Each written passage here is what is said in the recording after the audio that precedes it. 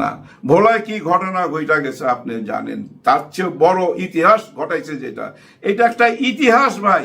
মানে একটা স্বাধীন দেশের থানা অবরোধ এবং আসামিকে ছিনায় নিয়ে যাইতেছে। আরে এগুলো তো হয়তো ওই চম্বলে, হ্যাঁ ওই যে ভারতের চম্বলে শুনছি না আমরা যে চম্বলের ডাকাতদের কাহিনী, ওই ডাকাতদের কাহিনী তো ভাই এইটা। এগুলা দেখার পর নির্বাচনের পরিবেশ আপনি খুঁজা পাবেন? একদম পাবেন না। দেখেন এই যে নুরুল হুদা সাহেব, যাকে নিয়ে অনেক বিতর্ক, উনি একজন বীর মুক্তিযোদ্ধা। এই বীর মুক্তিযোদ্ধা কি করছে দেখেন, উনি আজকে 164 ধারায় জবানবন্দি দিছে। সেই জবানবন্দিতে বলতেছে ভোটের আগের দিন রাত্রেই ভোটটা হয়ে গেছিল, রাত 11টার থেকে নিয়ে 1টা পর্যন্ত ওই কাজ শেষ হয়ে গেছে। এই কাজের সাথে জড়িত বাংলাদেশের পুলিশ প্রশাসন থেকে আরম্ভ কইরা এমন কোনো অর্গান ছিল না বাংলাদেশের যারা জড়িত ছিল না। সবাই রাত্রের 11টার মধ্যে ভোট বাক্সে ভোট ভইরা রাতের 1টার মধ্যে প্রত্যেক কেন্দ্রে পৌঁছায় দিছে। উনি নিজে জবানবন্দি দিছে যে এই ভোট ঠিক হয় নাই, এই ভোটটা টোটালটাই ফেক ছিল, উনি নিজের মুখে বলতেছে। এই ধরনের লোককে যদি কেউ সামনে পায়া জুতার মালা দিয়া দেয় ভাই, কি করবেন আপনি? তার বিচার করতে পারবেন? হ্যাঁ, কি বিচার করবেন? মব বলতে পারবেন, সুশীল সাজতে পারবেন, কেন জুতা দিয়ে মারবে না? দেখেন একটা দেশকে ধ্বংস কইরা দিচ্ছে ষড়যন্ত্র কইরা। এই লোকটা যদি তখন দেশ থেকে পালায় যায়া বইলা দিত, হ্যাঁ ওই যে যখন ফ্রান্সে চলে যাইতো, যদি পিনাকিদার হেল্প চাইতো, যাই যদি পিনাকিদারে বলতো পিনাকিদা দেশে এই কাণ্ড হইতেছে বাঁচান দেশকে, যদি বইলা দিত, আজকে জাতীয় হিরো হইতে পারতো না? উনার গলায় কেউ জুতার মালা দিত? উনি বীর মুক্তিযোদ্ধা, বীর মুক্তিযোদ্ধার সম্মানটাই তো পাইতো। উনার মূর্তি বানায় রাখতো না, মূর্তি বানান যাইব না, ওইটা আবার আইসা কেউ ভাঙিয়া দিত, মানে সম্মানটা তো পাইতো উনি, তাই না? কিন্তু ওই পথে তো হাঁটে নাই। সবাই একজোট হইয়া এমন একটা নির্বাচন করছে যে নির্বাচনের মাধ্যমে একজন হিটলারের জন্ম হয়েছে, একটা মাফিয়া সরকারের জন্ম হয়েছে। কিন্তু ওই মাফিয়া সরকারের কিছু অংশ পালায়া চলে গেছে, বাকি লেস পুরাটাই তো রয়ে গেছে ভাই। এখন এই প্রশাসন নিয়ে আরেকটা নির্বাচন করার আগে অনেক হিসাব নিকাশের ব্যাপার আছে না, অনেক অঙ্ক করে তো আগাইতে হবে। এখন এই মুহূর্তে জাস্ট এই মুহূর্তে যদি নির্বাচন দেওয়া যায়, মনে করেন ইনুস স্যার বললো যান 15 দিন পর নির্বাচন, এই নির্বাচন হবে ভাই? পারবেন আপনি ভোট কেন্দ্রে যাইতে? পারবেন না। লেখা রাখেন, আরে থানা থেকে যদি আসামি ছিনায় নিয়ে যাইতে পারে, আপনার ভোট বাক্স ছিনায় নিয়ে যাওয়া কোনো ব্যাপার, কোনো ব্যাপারই না। তাই জনগণ জায়গা উঠতে হবে, জায়গায় তুলতে হবে। যেমন এনসিপি জায়গায় তুলতেছে। যারা এনসিপি কে নিয়ে ঠাট্টা করতেন, মস্কারা করতেন, বলতেন আরে ওরা মেম্বার হইলে তো ভোট পাবে না, চেয়ারম্যানও তো হওয়ার যোগ্যতা রাখে না, ওরা ডাকলে কয়জন লোক আসবে?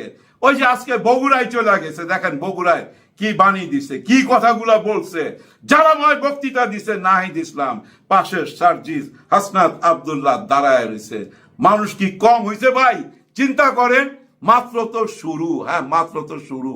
ওনারা তো স্টেট জানায় দিছে জুলাই সনদপত্র ঘোষণা হবে 3 তারিখে, আগস্টের 3 তারিখে শহীদ মিনারে। হ্যাঁ ওনারা ঘোষণা দিবে, হয়ে যাবে ভাই 3 তারিখে।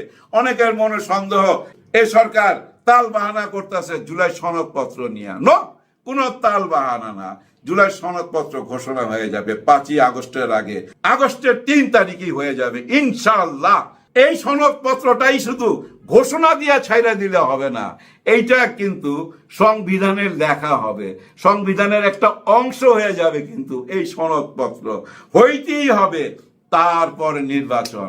আর এই মুহূর্তে যদি নির্বাচন হয়, এই মুহূর্তে যদি সরকার নির্বাচন দিয়া দেয়, কেউ ভাই একটা আসনও জিততে পারবেন না। সবগুলা আসন ওনারা নিয়ে নিবে ভাই। ওনাদের ওই শক্তিটা তো আছে ভাই, ওনারাই সেই শক্তিটাই প্রদর্শন করতেছে এবং ওই শক্তি নিয়ে ওনারা অহংকার করে। ওনারা একটা সমুদ্র কি বাদ দিয়ে রাখা যায়? ওনারা তো বলে সমুদ্রকে বাদ দিয়ে রাখা যায় না। ওনারা যেসব কথা বলছে, এই যে আজহারী সাহেব বইলা গেছিল যে কথা, ওই কথা থেকে বাইর হইতে পারছেন?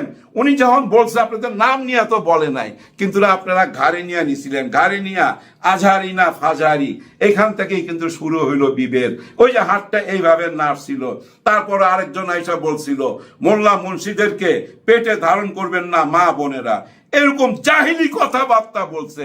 এভাবেই তো বিভেদটা শুরু হইলো। শুরু হইতে হইতে এমন একটা জায়গায় চলে গেছে, আজকে ডাক্তার শফিকুর রহমান সাহেব ঘোষণা দিছে কোন নির্বাচন হবে না এই দেশে যতক্ষণ নির্বাচনের পরিবেশ না তৈরি হবে।